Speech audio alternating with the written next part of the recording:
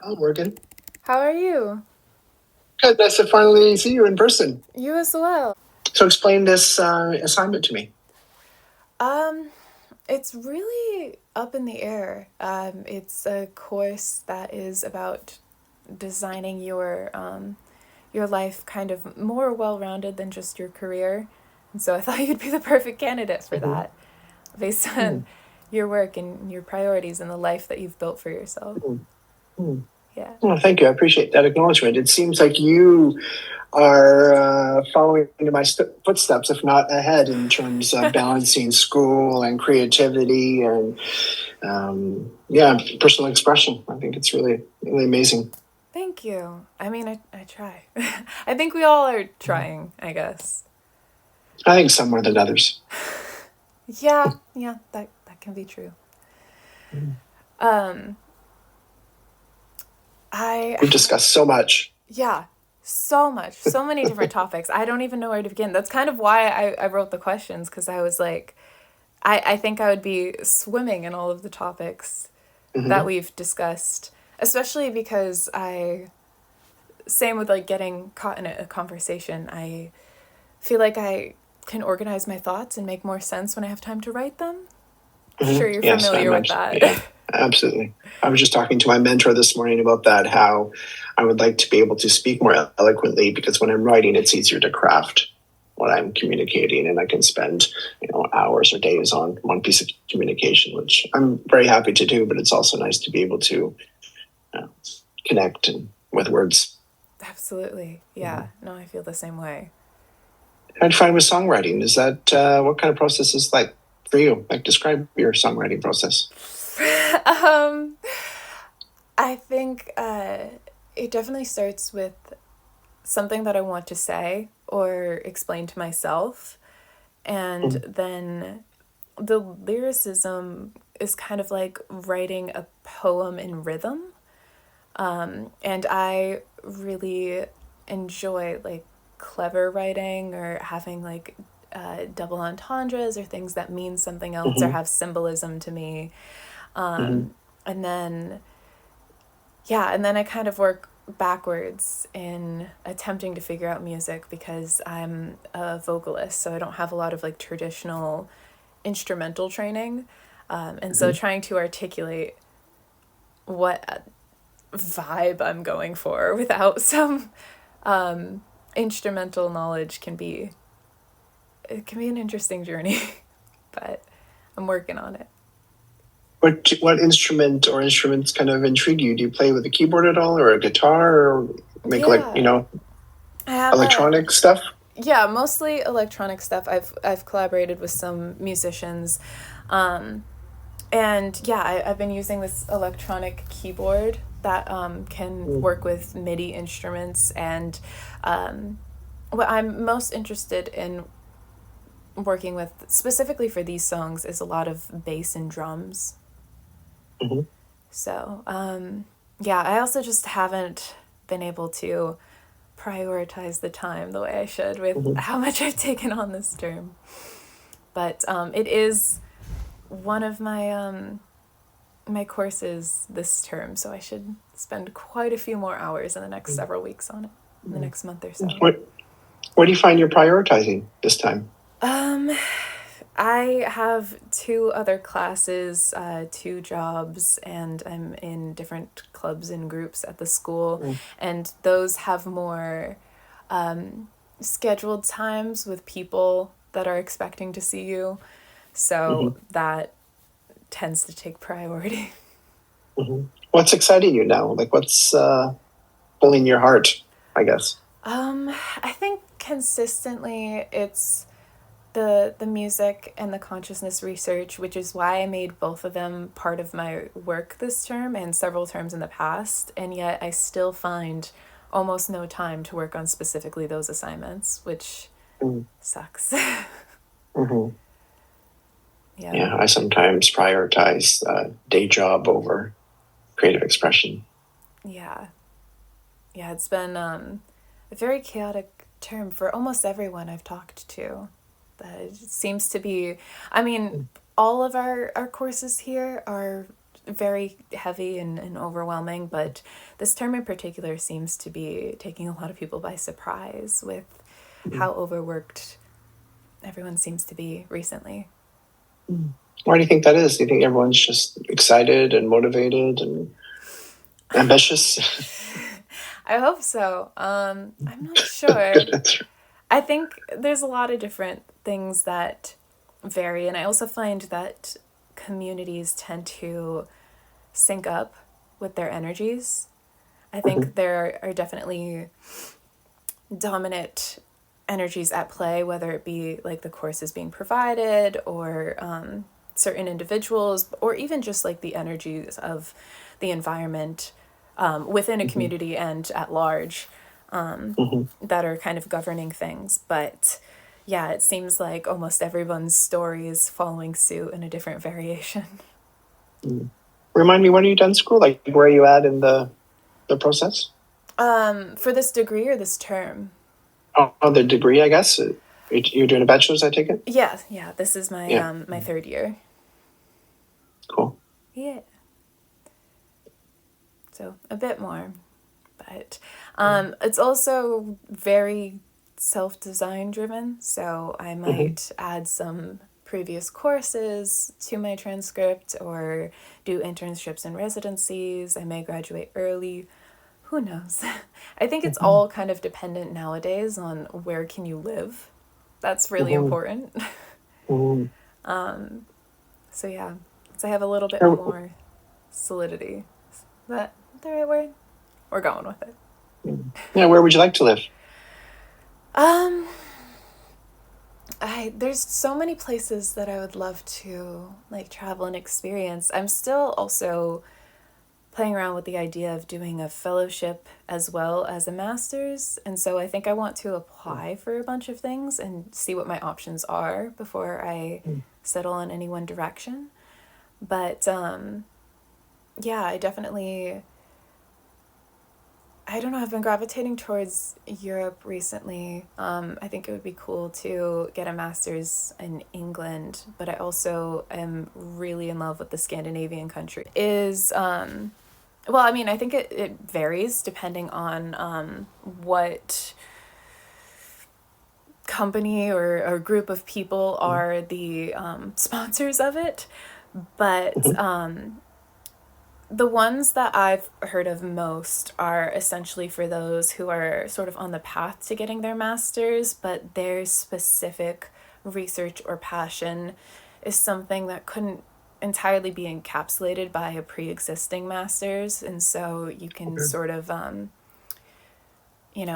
write this pitch and design your own research. Self-design it. Okay, cool. Yeah, you have a certain fund for a year, and it's very like travel based. I mean, they're all different. Like there are some that like one that our school does pretty frequently where you can't come back to the US and you have a certain amount of funds for the whole year and you're not supposed to spend any of your own funds, and they're pretty strict boundaries on what's possible there, but really good for research if you have a very unique passion. Yeah, like your subconsciousness, that's kind of your vision, your goal.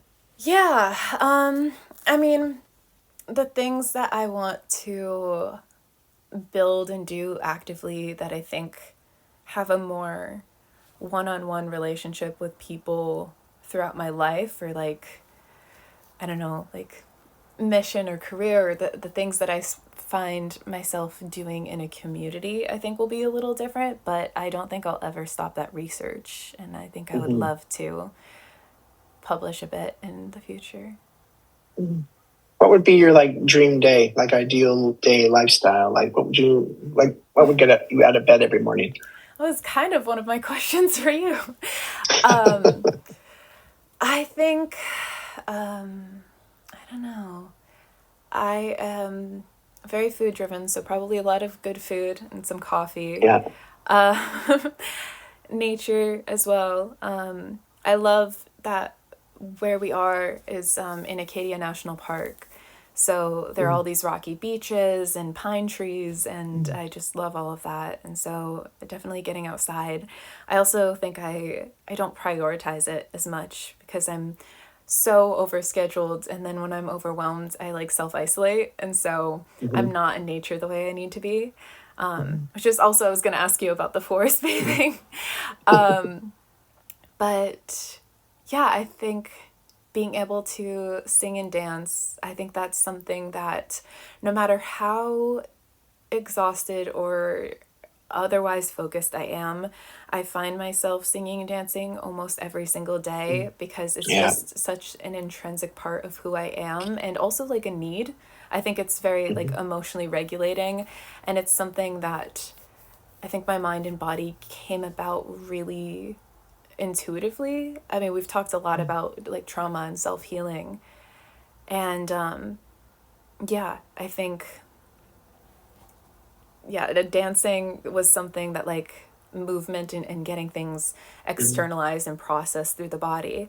And then singing, I think there's a lot of nervous system regulation in that, and kind of taking back your autonomy. There's also just like the vibration of that, the frequency of that, and that like even birds sing when things are Mhm. calm and safe. And so I noticed that even almost subconsciously, like if I was anxious or overwhelmed or uncomfortable, I'd notice that I would start singing.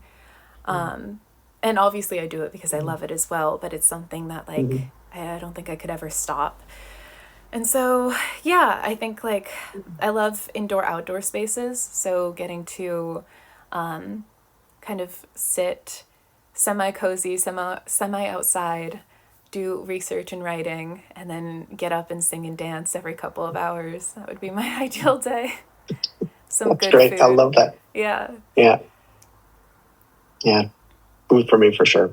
And I love what you said about the singing and the birds. And I totally do that. When I'm stressed, like super stressed, I'll start whistling or humming. I have these certain tunes that I sing, or I'll just sing a song about how silly things are and how I feel. And it totally works. It's amazing. Oh, And absolutely. it just happens. Yeah. Oh, I find that I need to sometimes like talk myself through a situation Mhm. where I'm like, okay, no, I'm here and it's okay Yeah. and we're going to do the best we can and that's all we can Yeah. do. And Yeah. yeah. Love it. And putting it to music, it just totally like, as you know, it soothes the nervous system. I just started toning last week, Mhm. and with the breath and the sound, Yeah. there's something about it. It settles me like nothing else. Not even singing, just that steady tone. Mhm. It fascinates me. Yeah. I've started to do some research. Well, not research. I've been watching these courses all about sound healing and vibrational healing. And Yeah. yeah, I really like it. Yeah, I think there's so much that I want to explore that I feel like my eyes are almost bigger than my stomach. I feel that way at the Yeah. school too. There's so many courses and clubs, and I'm fascinated by all of it, and there just doesn't seem to be enough time. But I'm the same way with my research. It's become so metadisciplinary. And in the beginning of it, I had people ask me, like, what would be your, like, one focus if you had to pick one? And I think for me the point is the overlapping. It's not necessarily one discipline, it's the awareness and explanation of the web of interconnection. Mhm. And that's my focus and also my strength. Like I think that Mhm. that's what I don't know, I see in things is like how they're Mhm. connected and influence one another. Mhm. So I never want to stop doing so many things. I think there's Yeah, just well said. so many things to explore and to learn in life. Mhm. I want Mhm. to take advantage Yeah. of that. Yeah, you're right. I remember we were talking about this in the email thread, and it's like every different topic and subject I find informs the other, and I can take the philosophy or some strategy from that field and bring it into this field, and that I think is the fuel for innovation for sure. Mm-hmm. To bring disparate parts together and harmonize them in new ways and combine different things in new ways, because they say in artistry anyway that we're just recycling and rehashing everything. So I feel we're just doing it in a new way. Like no one can say it like you say it. No one can write it like you write it. Absolutely. And I don't know, I started to theorize, I guess more spiritually, but because of all of the overlapping disciplines. So I think to me it's universal, but I guess you kind of always have to like make the disclaimer based on how we've pre-established different disciplines. But that I personally see our like desires and our passion being our individual calling to expand in parallel to the universe itself. And that, yes, we do have emotions and experiences and art and everything that in some aspect has existed before, but it's infinite different fractals, and the way that we're putting them together or experiencing them is new. And so following that thing that lights you up is you doing what you're here to do, and like how you're meant to expand or explore your own consciousness. What are you here to do, Morgan?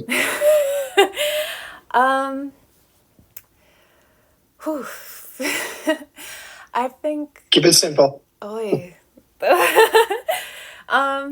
Yeah, live by example of that you can really have autonomy over your life, and that you can heal and be joyful and receive and give love and really regain the narrative of who you are and what you're meant to do. How do you integrate the shadow? I think the root of so many aspects of the shadow is just shame. And so I in this Designing Your Life course, we had one class where each of us had to teach, and I assigned very chaotic homework, but one of them was just a meditation to sit with yourself. And it seemed like so many people were so uncomfortable with that. And I realized we have this like inherent self-loathing that so many people are just trying to distract from. And I don't know, I think I've learned that I'm just not convinced to hate myself. And despite all odds, despite so much trauma and so many reasons that I've been told, been attempted to be convinced. Voice memos. Yeah. Yeah, where all my of best friend. my silly little song drafts are. Yeah, awesome. Me too. Actually, speaking of which, I did have a note of, you shared with me the your piece Water in the Desert, and we were talking about what home means for us, and I was hoping that you would elaborate on your experience of defining what that means to you. What does home mean to me? Well, in a spiritual way, home means dissolution of my ego, inner peace, whatever that means. Because I'm human and because I grew up in humanity, in society, the way it is, not the way it is evolving to be, I am conditioned, programmed to feel that home is four walls and a white picket fence and a family and a dog and hobbies and stuff. Whereas upon reflection, when I feel most at home is when I am playing music with my friends. So you've written so much music and poetry. Do you want to talk about that at all? I have written a lot of music and poetry. I began writing when I was a child. Yeah. And I remember I wrote my first song when I was 11. And it was just so silly. It was based on all the music I was listening to. And then I started writing short stories. And my mom began helping me edit them and show me how to edit. And over the years, yes, I've written so much, but I have come to realize that I'm an editor as much as a poet and a creator. And I like to think of myself as a channel, like it's just always flowing. Ideas are flowing. Yeah. I can't stop it. And that gets overwhelming because my catalog is massive and it will never receive the attention that it deserves to be packaged and promoted and how it quote unquote should be. And so now again, the joy is in the creation aspect of it. home is the creation of it. When I'm in the moment, when I'm in the zone, when I'm not thinking about time or eating or what I have to do later or what, all my problems, I'm writing or I'm composing or I'm recording. Again, that's home, that's joy. How has that evolved? It's become like breath for me. I feel blessed and lucky that I trust it enough and practice it almost daily for it to become a way of life for me. It's my favorite topic to discuss. It's my favorite thing to write about. It's my favorite conversation starter. It's my favorite topic to speak about with friends, with family, even with strangers on the bus. Creative expression, it saved my life. To be able to translate my thoughts and feelings into words and music gave me a sense of empowerment over all the problems. It gave me a way to feel safe. It gave me what I call creative confidence. When I was a teenager, we moved around a lot, and I was bullied a lot, and life was really, really bad. And then I started playing music, and I sequestered myself. I dropped out of school for the third time. And all I did was play music 8, 10, 12 hours a day for weeks and weeks and weeks. Wow. And a few months later, I decided I was ready to go back to school. And so I went back to a new school, and all of a sudden there was no more bullies. People liked me. I was happy. I had friends. I started getting better marks. It completely changed my life. And this was like 17, 18, 19. And since then, it's what I do. Do you attribute that to finding yourself, to finding some self-concept, and then once you could identify that, people could see that in you? Yes, I think so. I think that playing music and finding that I had a voice and that I had some talent and that I could express myself in concrete ways that made me feel good and made other people feel good. I think I just must have walked taller. I must have dressed better. I must have smiled more. I must have breathed deeper, whatever it was. I think I changed my energy field. I mean, you can all do that in every second based on our mood, based on how we're breathing, based on what we're doing with our bodies. I think it's absolutely changed me. And yeah, it changes everyone else. Even this conversation is changing the world. Yeah. No, we've talked a lot about the consciousness, and I think at the root of a lot of my research is that your self-concept and that ability to ground and set an intention for any dynamic you're putting yourself into can have profound like energetic shifts on how people are receiving you and how you're able to move about a space and what opportunities are attracted to you. So have you found that? Like, what's your experience been with like finding something that you resonate with and, following this passion in life? Yeah, excellent question. So you mentioned intention. And when I thought about this in the past, I thought, I need to set an intention. I need to make a sacred space. I need to make this a daily practice at a specific time. I need to put myself in an environment or have these rituals that create a space for this transmission, for this creation, for this work. And I've often thought, maybe I need to go study with a shaman or find a mentor or learn how to make this more sacred. I don't do that. It's willy-nilly. It's feast or famine. Sometimes I'll write or play or compose for hours a day, and sometimes I won't do it for a week or a month. Yeah. And I have been very lucky. My whole family, my both sets of grandparents, prioritize their creative work, whether it's blacksmithing or cooking or dressmaking or calligraphy or stained glass work or paper sculpture. I grew up in an environment which was very, very supportive of that.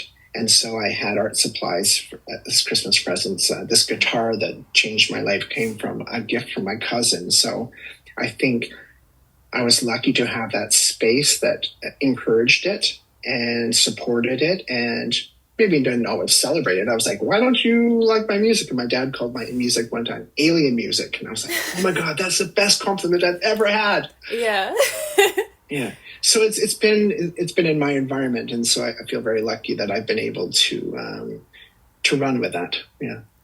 Yeah, no, I had a similar thought when you were saying that your songs as like a preteen were silly. And I was like, oh, mine were already so like emo and like, oh, I feel so many things. Speaking of, we've talked quite a bit about self-healing journeys. Do you want to dive into that a little bit about your perspective or the process that you went through? And you were saying that you were maintaining this wellness image, and then you kind of allowed that mask to melt during quarantine when so many things were going on and you had that time. So what was that like? And was that part of that great. shadow or ego death or? Absolutely. So as I've spoken to, I think the first realizing of self-healing was playing music, and then leaning into more ways of expressing myself. I really got into baking and cooking. And even now when I'm feeling sad or depressed or anxious, I go in the kitchen and I bake something that usually works. But during COVID and the lockdown, I could no longer run from my shadow. I could no longer run from my from friends, from family, although that was a whole other situation. I was forced to confront my trauma and my self-loathing and my victimhood and all the stories I told about, it was everyone else's fault that my life sucked. And it was an absolute blessing in disguise, even though it was so difficult. It was so difficult for so many people, for everyone in different ways. And I've never cried so much. I've never grieved the loss of my dad so much. I've never grieved the relationship that he and I did have and didn't have. I can't remember all the specifics of that time, but over the course of a few years, I just had to sit with it. And like you said, in your homework assignment, when you taught that class, I was so uncomfortable with it, but I didn't have a choice. I couldn't get on a plane. I couldn't, go to the pool. I couldn't do all these things that were so important to me. And I just had to stop. And what changed the game for me was realizing that my inner child was suffering. And I think like so many people, probably the majority, I would bet, we don't get enough love when we're kids in whatever form. We speak a different love language from our caregivers. And when this light bulb turned on, I physically, because it's a somatic experience I'm learning, I put one hand on my heart, one hand on my tummy, I close my eyes and I breathe and I smile and I take a deep breath and I say, I love you, I see you, I care about you, you're safe, I believe you, all the things that I imagined I wanted to hear or needed to hear or wanted to hear or obviously still do on some level. And through this process, there's just a sense of calm and clarity. And I don't need my girlfriend, my parents, my sister, my band to say, oh yeah, Oliver, you're good. We like you. We accept you. We appreciate you. All that kind of desperate, needing, anxious attachment, craving, desperation kind of just melts away when I am giving myself the love that I need.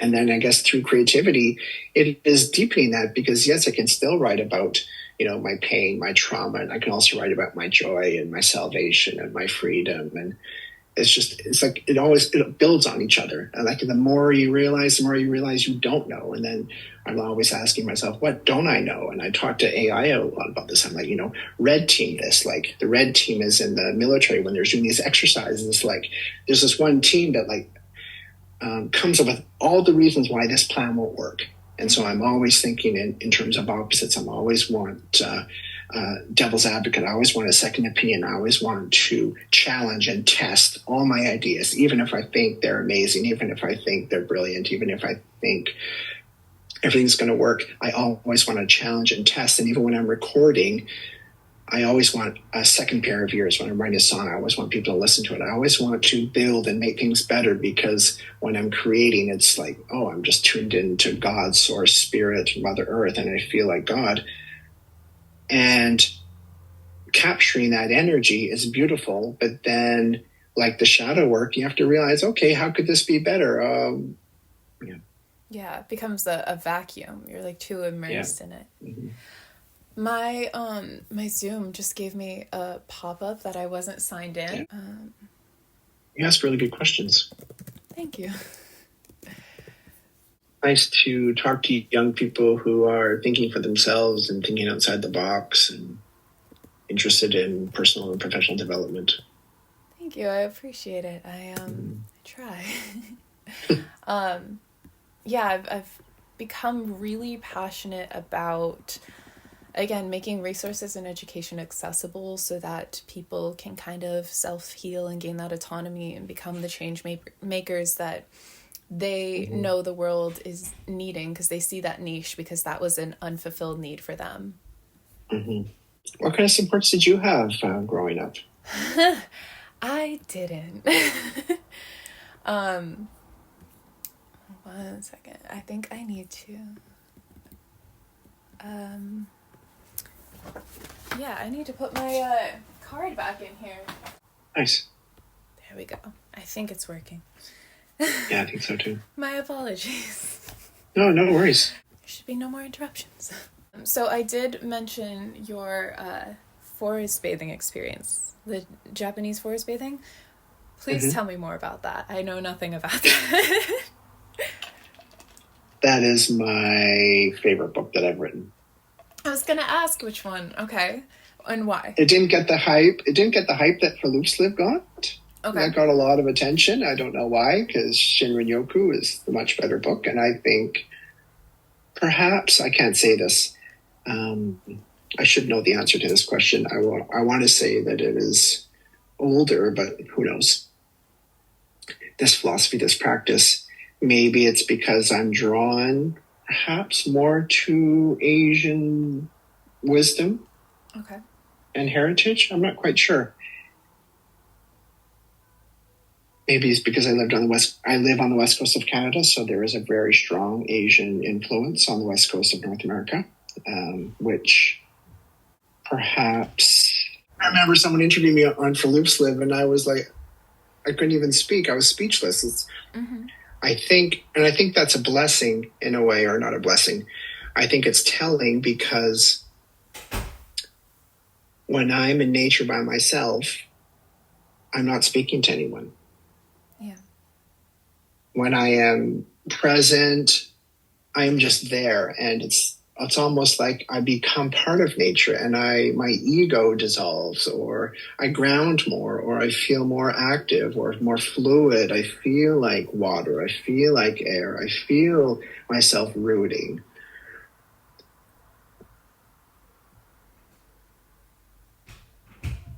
Yeah. No, I get it. I've been taking a philosophy of the mind course, and we were talking about the thought experiment of, I believe it's called Mary's Room, but it's essentially, what if there was this scientist who knew everything about color theory and how the cones and rods in the eyes process light, and just knew everything there was to know scientifically and factually about color. But she did all this research and lived her whole life in a black and white room. And one day that computer monitor glitched and the apple was red. And would she now know something about color that she didn't know before? And I know there's quite a bit of debate on both sides of it, but I fundamentally believe yes. And I think so much of this wellness and consciousness work, which, philosophy of the mind is kind of getting to, what have we thought about consciousness for the last century? But yeah, I think that there's something more to knowing than knowledge. And I think that's exactly what you were saying. Like, I find the same thing when anybody asks me about anything that I'm writing or working on. I'm like, do I even know how to use a fork? Like, no. I feel like any actual intelligence flies out of my brain. Because there's something to be said about being so present and intuitive Mm-hmm. in it. Mm-hmm. And Mm-hmm. yeah, there's something about nature that really allows you to do Yeah. that. Yeah, absolutely. And especially when, you're snowboarding or surfing, like you got to be there. You can't be Oh thinking yeah. of, I got to walk the dog later, or what am I going to have for dinner? It's like, you got to be present. Or if Oh, you're mountain absolutely. climbing, or like whatever you're doing, like I'm not a daredevil. So, but I mean, even just walking, I just love to slow down. I love simplicity. I love ease. I love serenity. I love peace. I love moving at mountain speed, I call it. I Yeah. think intrinsically we all do, but there's a bit of our, with the society we've established, our nervous system kind of addicted to that chaos. And I remember Mm-hmm. even several years ago sitting with my therapist and thinking about, like, okay, well, let's visualize healthy connections. And I'm like, well, that's Mm-hmm. honestly kind of boring because there's no problem to fix. Mm-hmm. Not that it's perfect, but I'm like, you enjoy each other's company. You're spending time being present and creating. And if there's a problem, there's communication. And of course, there's like all of those, soft moments, but again, they're moments. And so there isn't like this big puzzle to solve. And when that is consistently your responsibility, you're like, what is my purpose here? And am I enough to get these needs fulfilled without showing up and fixing all of the things? Mm-hmm. Which is always fun to challenge the ego on that one. Yeah. There is someone who I think you two should talk. He's in a group I'm in, and ever since you and I started talking, I think you and he need to talk. So I'm going to ask him if you would like to connect with him. I'm going to ask him if he'd like to connect with you, and I'll email you both. And yeah, Sounds great. he's an eco-psychologist, and I think you and him would really. You were mentioning that he was getting his degree. degree. Good. Good. Yeah, and I mean, essentially, everybody here has their own take on human ecology, and one professor that I had taken their course, and I also might be interviewing them soon, is an eco-psychologist. So, yeah. Cool. And also a lot of like forest bathing and that kind of work. So it's very exciting. Yeah, cool. Yeah, cool. I'll totally connect you two. Thank you. Yeah. Yeah, I love him. I love you. I think you guys are of like minds. Thanks. So also, did you mention in the email that you were studying astrology in Ireland? Like, what? Yes. What was that like? That I would never put those two together in my brain. Well, it's only because my mentor lives in Ireland now, in County Kerry, and he has been an astrologer for maybe 50 years, and I've studied willy-nilly for, I guess, 30 years now. And what kind of answer are you looking for? I don't know. What was your process of studying that? Because obviously this is under a mentor, so there's not necessarily like a text, but are you looking at your own charts, or are you looking at, astrology or original nakshatras, or, where did it start? Where did it end? How did it happen? So there's no end to it, for sure. Absolutely. No human is ever going to know everything, and I wish that I did, and I wish we all did. It started on a trip when I was 21, and I met this wonderful person, and she was interested in astrology, and so two and two kind of happened. And I started reading. I went to the library, and I bought all these books, and I started reading, basically. I thought I was studying, but I was just reading and daydreaming and making notes and self-analyzing. And I started to see the interpretations, although they're only one person's perspective.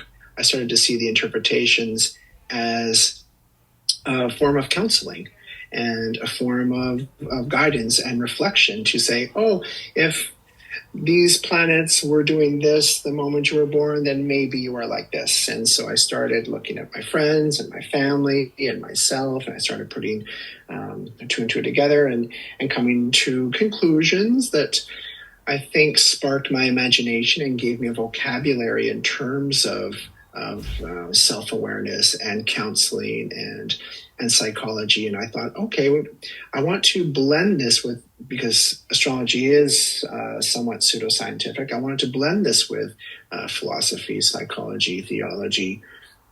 And over the years, it's become, a playful conversation starter. And sometimes I like to think that I can understand people a little more. And, I played the game of, guessing people's sun signs. I mean, obviously it goes much deeper and broader than that, but it's just evolved over the years. And then when I met this mentor, it was actually a gift from a friend for my birthday a few years ago. It was an astrology reading.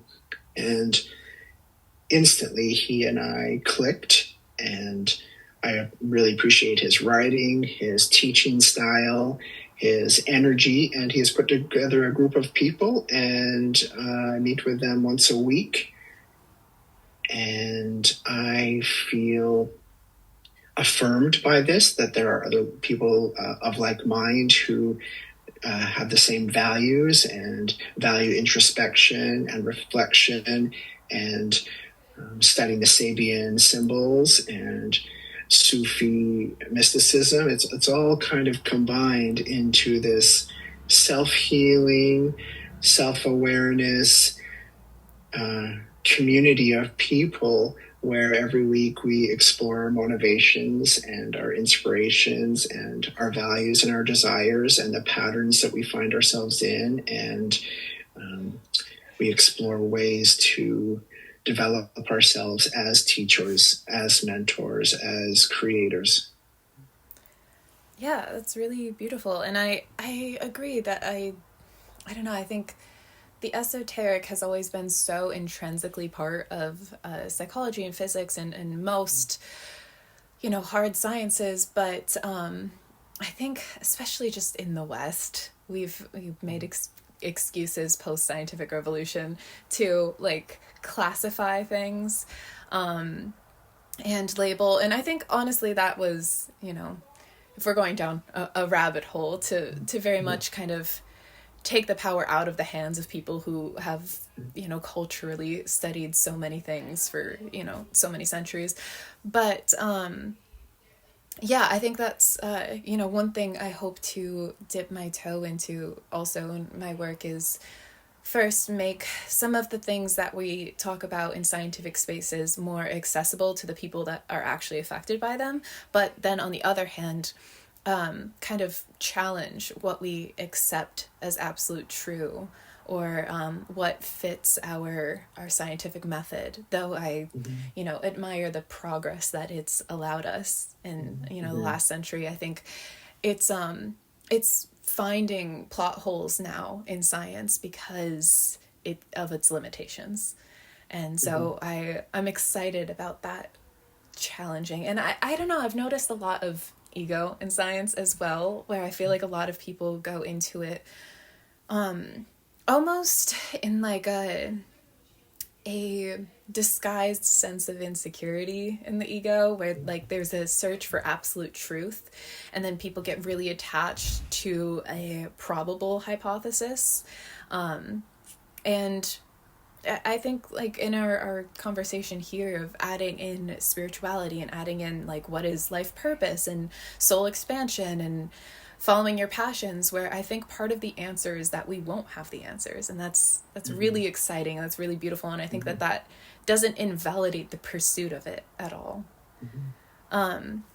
So on that note, I also wanted to ask about how would you define success and failure in your life? And you were talking about your work might not get the credentials that you would prefer, and what is that contentment or peace in the journey, or of following that creativity or the becoming of a project, and where do you find that peace of continuing to push yourself but also being content with who you are and what you make? Wonderful questions, Morgan.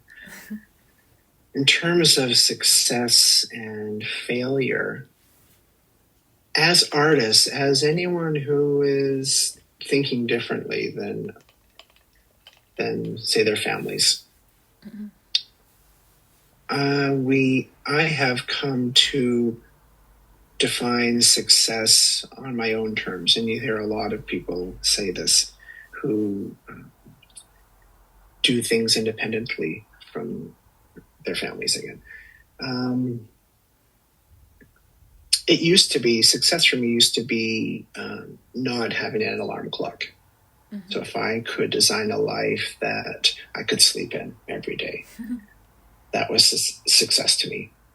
And failure, I still struggle with that, with labeling and judging, failed experiments as failure. I'm beginning to learn that it is feedback. Oh, that didn't work. Okay, let's try something else. Yeah. In terms of following that and trusting that and continuing, it's like I was saying, it's become essential for me to write or to draw or to cook or to bake or to sing or to dance or to sew or to do anything that I think gives my life meaning to me. And whether it does to other people or not, that's a whole other lifetime of experience, I think. And I think a lot of creative people perhaps struggle with the line between love and money, or success and fame and fortune, and just being content. I'm learning to always just do it because I love it. And like I was saying with the books, some people love that book, but I think that book's better. Mm-hmm. And some of my favorite songs that I've written that I love, that really light me up, that really feel meaningful, other people could care less. And some song I maybe write in 10 minutes, which like, okay, it's fine. People love it. So there's no, I think, comparison. They say comparison's the thief of joy. That is so true. Like if I chase success, what other people define as success, I'm always going to be miserable. If I judge my work as not being successful, I'm always going to feel like how we all label failure as, destitution or suffering. Like to me, it's all part of the dance. It's all part of allowing ourselves to live what brings us joy. Yeah, and I find we were talking a bit about shame, that it's so fascinating how much we ridicule ourselves for what we perceive mm-hmm. as failure, when mm-hmm. in actuality it's evidence that we tried and evidence that we now know better. Absolutely. Was there like a certain aha moment of like when you knew that like writing was something you wanted to pursue, or music or spirituality? I think there probably have been many. I think it's like it's a process. It's a practice. It's an aha moment. Yeah, like when you're in the groove and you're playing with music with your friends and everyone's playing in the same key and the same rhythm and you're all listening to each other. There's so many of those moments. But also when I sit back and I read what I wrote, I'm like, oh, that's pretty good. I like that. Or someone likes my brownies. I'm like, oh, right on. It's like I think it builds on that. And with this self-loathing and shame, sometimes it's difficult when people feel a lot of these feelings to remember, the quote unquote, the good things. Or this one author I like, he speaks about how, 9 people can say how awesome our work is, but if one person criticizes us, we focus on the one person. Yeah. Like we're so bad at math. Like, why? Well, I mean, like, I feel like part of it's just our brains aren't catching up with how fast our society's evolving. Like that 1% of what could be, social isolation was so imperative to our survival for so long. Yeah. And now it's just detrimental to our mental health, especially when we're on vast scales and we're receptive to everyone and everything. Have you like, what has been your experience with the ripple effect? Have you heard a lot of how an audience has perceived your work? Do you think about them when you create? Have you noticed anything about how, like, for a lot of artists, you sort of have to detach from what you create because it will mean something different to other people, and you have to be okay with that? Have you had any of those experiences or perspectives? Yeah, I think about that. That's a great question. Again, I absolutely believe that we need to detach from our work. And a former mentor of mine, he called his books his kids, and the foreign translation of his books his grandkids. And we used to get together on Father's Day and have jokes and about this, and that he had more children and less grandchildren. I had more grandchildren than him. But anyway, I think about this ripple effect, and as I get older, I think this is coming more into view for me, that I realize that my work will hopefully outlive me, that people will appreciate it long after I'm gone. I can't remember. Yeah, the question was so good, so many parts to it. Yeah. Well, do you think about who's perceiving it or the legacy it might have while you're working on it, or do you try to focus on exactly what you're writing or creating or channeling? Okay. I think a lot about how other people might perceive it. I think only because I've been conditioned enough to think, oh, I need to sell this, or this needs to resonate, or people need to publish this, or it needs to be distributed. And I find when I do that, I kind of go on a detour. Like last week, I was at the Vancouver International Film Festival, and I met the president of a record company that I've admired for many years. And we spoke, and I sent him a demo of my work. He said, oh, I love it, but it's not quite what we do. And then I thought, oh, I'd love to be able to, give you the type of music that you want, because I would love to work together.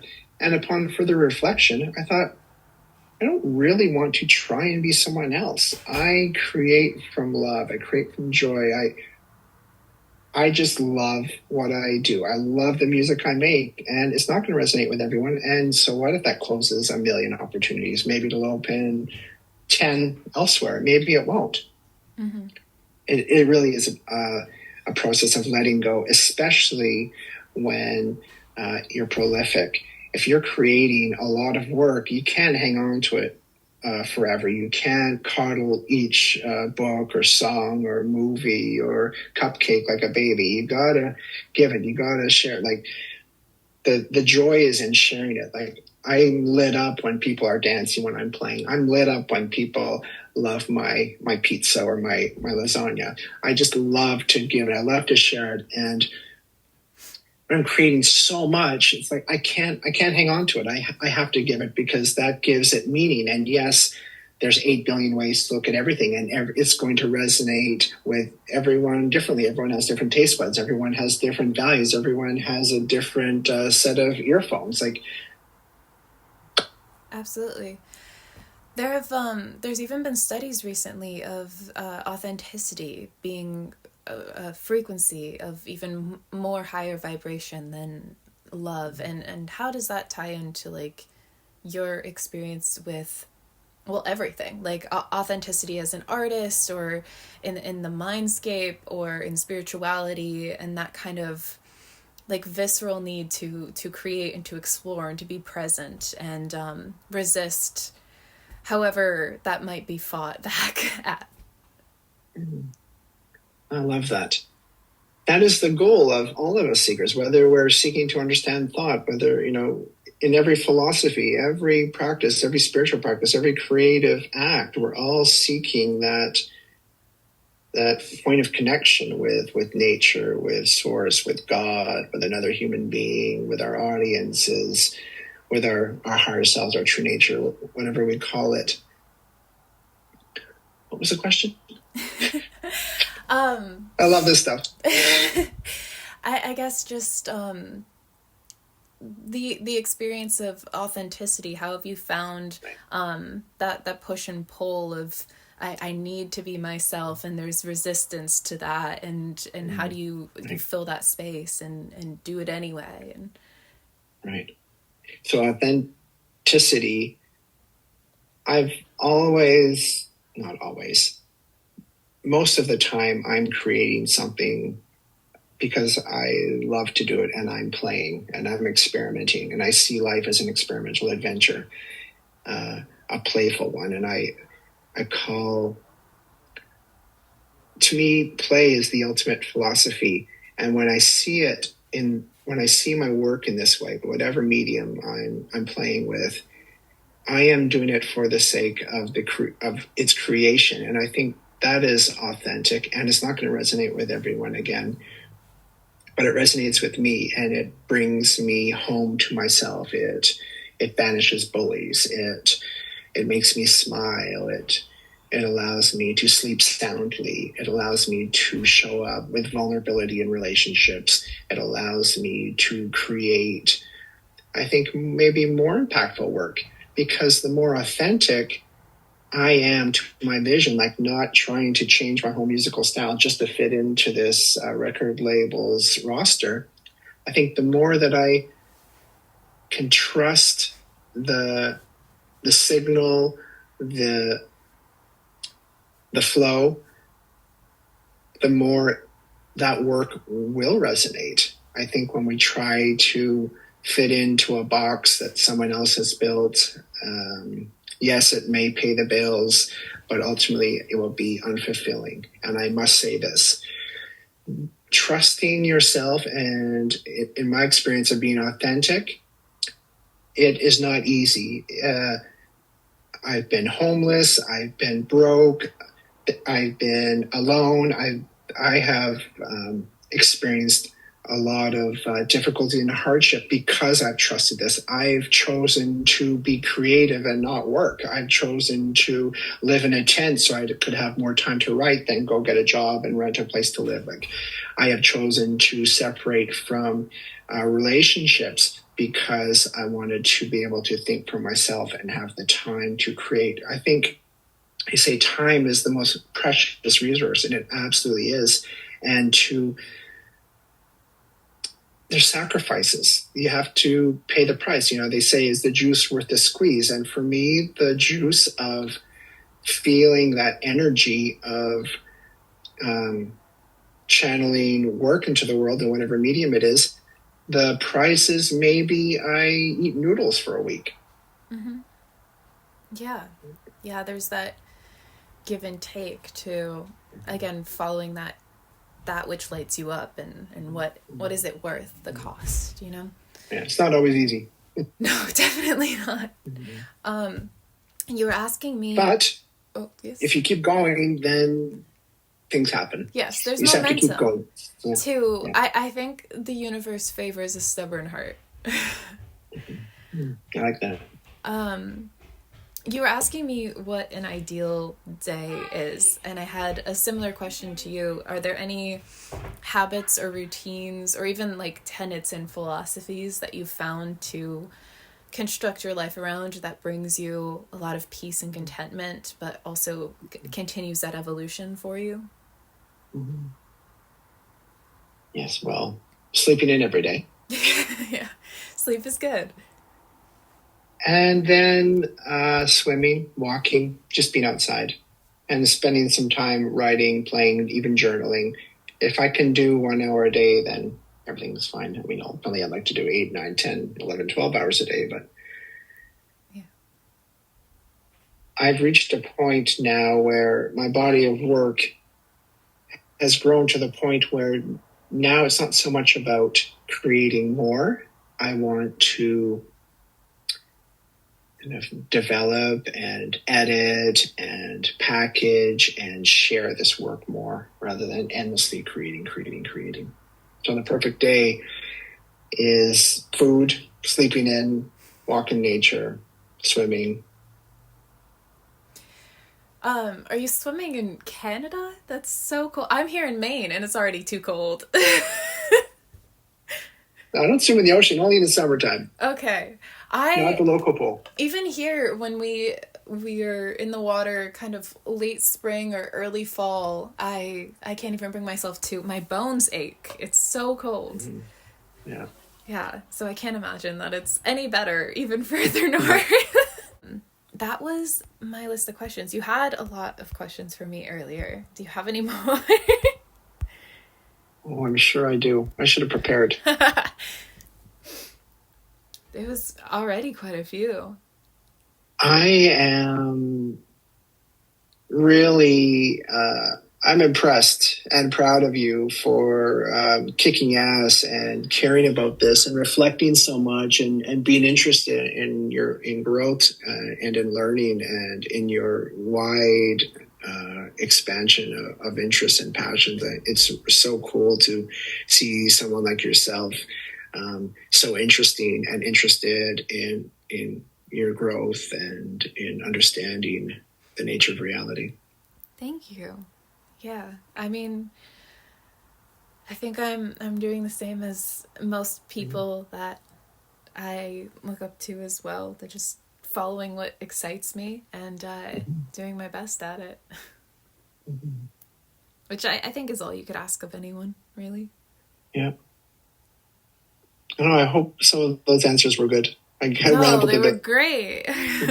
Incredible. Thank you. Well, thank you.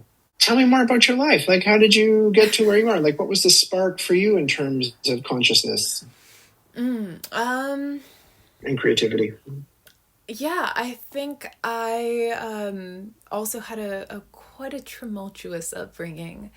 And I think that I just wanted to be able to articulate myself because I felt very, scapegoated and isolated and neurodivergent and gaslit, and just all of these led to just so many misunderstandings. So I wanted to be able to explain who I felt I was to people. But I also felt so hurt and alone by the treatment that I endured that I wanted to understand how people's perception of reality could be so different from mine. And that kind of led me down this really elaborate research of and art kind of explaining how I felt, because again I really felt passionate about validating feelings and experiences and proving to people that they weren't necessarily alone. And I think that's kind of what we were talking about with art, of detaching from it and allowing it to mean something to someone else. Like I think at least with this healing album, I wouldn't necessarily say that that's something that I would listen to on loop, because that becomes kind of like an affirmation, and that's not something you really want to energetically bring in. But there is something very, a lot of people have asked me if it's cathartic, and I think I'm well enough removed from the trauma that it's not necessarily, but I still feel like there's a value in saying it, because there's this validation and space it makes for people who feel so alone. But then, with the research, I think it was just diving more and more into, again, I was really big into systems thinking and the interwoven web of things, and that initial spark of why are people perceiving the world like this, and what is their reality, and how does that influence the reality that they perceive, and not just how they choose to interpret the stimulus around them, but also how their lens and intentionality and self-concept influences the circumstances. And it just kind of snowballed from there. Wow, that's awesome. It's blowing my mind. I love how you think. Thank you. Yeah, it's chaotic, but I've learned how to articulate it over time. And I like what you said about not playing the cathartic songs on loop. I realized that years ago. I was like, I gotta stop listening to, I'm breaking up with her and all this stuff. Yeah. I gotta stop listening to that. No, I think that there's definitely something really beautiful about the community of like, I see you, I get you, like like that existed for me too. But in that journey of healing, I've noticed that you really construct your awareness, your reality. And I've gotten to the point where yeah, I won't listen to certain music. I was never like a horror movie person, but I even noticed like reality TV, I would start to get anxious because I start feeling like what they're living, and I just didn't want to do that. And so, yeah, I think especially as somebody who loves media and consumes it and creates it so much, I'm very intentional about what I consume. And I think because of that, I miss a lot of what's popular too. Yeah, but I love that you said that. I think it is our responsibility as artists and creators to create new media that changes how we shape things. Because I think, everyone going to horror movies and these sci-fi horror movies, we're just creating a negative future. So I choose not to pay attention to that as much as I can, and to play a part in creating a new world where people prioritize each other over profit.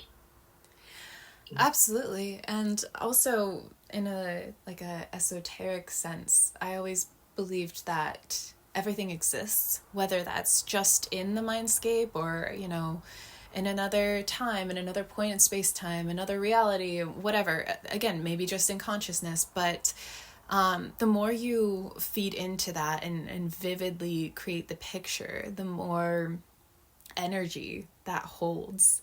And then to kind of put that out into the world, it has an effect on consciousness and on humanity, and how we process and view ourselves, and chastise the parts of ourselves that we deem irredeemable. Well said. I have a saying that reality is in the eye of the beholder. So why not create the world we want? Absolutely. So much to process there. Thank you. What are you drinking? Coffee. Yeah, my school had a coffee house today. It might be a little late for that. I think it's a decaf. Let's hope it's a decaf. But yeah. I don't drink coffee at all. Really? Yeah. I think college has turned me into a little bit of a coffee monster. That's all right. It probably helps. I had one coffee one time and I couldn't stop talking. I'm like, yeah, no, never again. Well, I've also noticed that in like the neurodiverse community, like people have very adverse reactions to caffeine. Like I've known quite a few people that either have no effect or they're actually like calmed down and soothed by caffeine. Oh, wow. Is your intention to get a PhD? I don't know. I don't think so, because I think what I want to do is entrepreneurial. It hasn't really existed before, so there's not too much in the realm of, degrees and kind of proving yourself and stuff like that. But I do love to learn. I do love the communities. I love the network. And I think that network will also be very applicable to the things that I'm trying to build. So again, I think it just depends on where I am in life. I mean, we've talked about the idea of home and family and like finding those people we resonate with. And so I think with so much chaos and, as you said, moving around so young, like I would really love a sense of stability. So I think honestly with each degree, it depends on where I am both in my life and my career, if that's something I want and even can take on at the time. When you call yourself an entrepreneur, what does that mean to you? Oh, God, probably not what it means to all of the other entrepreneurs. Better, even better. Yeah, I think to me, it's more of like a self-directed life, especially when it comes to designing one's own stability. But I also hope that ripples out. I mean, we've talked a bit that I hope to continue performing and producing through much of my life and continuing my research, but I also hope to sort of build this agency and network where those resources are made accessible for people. And so that has several elements to juggle within the reality of making that a thing too. So yeah, I don't know exactly what it means to me yet, because I feel like I'm very much in the visionary stage. I don't know what it looks like to flesh it out or experience it yet. Yeah, why do you want to do that? I think I feel really called to do it, and I didn't even realize how like stubborn I was about it, because I think a lot of people have several things that they love, and they, you know, try each thing out and they explore it, and they think that, you know, they weigh the pros and cons and what's most practical. And I have several things I'm interested in, but I always had a very clear vision of what I wanted to do and what I wanted to make. Honestly, since I was like 6 years old, almost every element of my life, from like home, family, career, I was pretty dead set on. And it has stayed the same and just kind of evolved and taken shape and had more clarity and more elements and more, this is how it's possible, through time. And I also think, like we've talked about taking time off for healing, there was definitely a time of my life where that was the priority and the focus, and this all had to take a back burner. And I also think that, speaking of, entangling your ego with your work, I think my own personality and identity almost took a back burner with healing, because so much of what I do, I feel like, is so intrinsically who I am. And so there was no part of me that ever doubted it. It was never, like, even in the Designing Your Life course, we had this assignment where we had to write a plan, and then like a fantasy plan, and then like a plan if, money and image wasn't an option. It was just all these different life plans. And I realized that my goals never changed. It was just the timeline of what was possible. And yeah, that's another thing, like on top of, spirituality and neurodivergence and healing and that whole journey that becomes almost self-isolating in the experience of, is like when you're so certain on who you are and what you want to do, even if it's not entirely clear yet. Like, I haven't lived all of the elements of it or explored what is exactly possible, and I'm just starting to see where, connections can be made and things can become something. But I don't know, there was always this like certainty that this was who I was and what I needed to do, and I never even considered doing something else or modifying it. I mean, like, obviously there's, flexibility and adaptability and accepting people into that network and seeing what it naturally calls to become, but there was never like a cutting its limbs off or a changing it entirely, Would you like to share some of those goals with me? Yeah, I mean, there was in producing, I have the music that I'm producing now, and I would like to follow that up with another album, and I'd love to see creating that second one into little short films, or maybe even both, and possibly touring the second one. I don't think I could emotionally handle touring the first one, of like reliving trauma and like just singing that to everyone every day. I don't think that's in the cards for me, but yeah, I love film, and I do quite a bit in media with, the podcast and video diary, and I would love to continue to do that. I think that kind of transparency and authenticity of like, I don't know what I'm doing, but these are my thoughts, and this is what I've experienced, and these are the people I've met, and this is what's interesting to me. And I'm very passionate about just making that accessible and opening that dialogue for people. For the agency, I'd love to see there be headquarters and sort of like retreats and networks and resources that, again, people can kind of self-heal and become the sort of change makers and activists and entrepreneurs that they desire to be. And I think in that I've had a lot of internal wrestling with, because, the motivating factor behind everything is to make resources and education accessible. I've been very authentic and very transparent. But with that, I mean, especially even just being a woman in a creative or an online space, you get a lot of interesting feedback from people. And coming from a place of trauma, you can see how scary having resources in the hands of those who don't understand the responsibility or have an intent to manipulate those resources or harm. I actually just did like a little TikTok not too long ago saying that like my personal problem with authority like tends to boil down to people understand, like, believing that it is a power over those who do not have the same authority instead of a responsibility to them. And so there's a lot of trying to figure out how I'm going to approach that agency, and maybe, ranks or, different groups, or I'd love to get to a point where there's actual like agents and missions, and I can see something as big as a protest, as little as donating hygiene products to a charity, or actual like missions and initiatives. So I think it will all vary according to whoever's in the network and what their personal passion is. I just want to be the facility that helps train and facilitate those things, and makes them possible.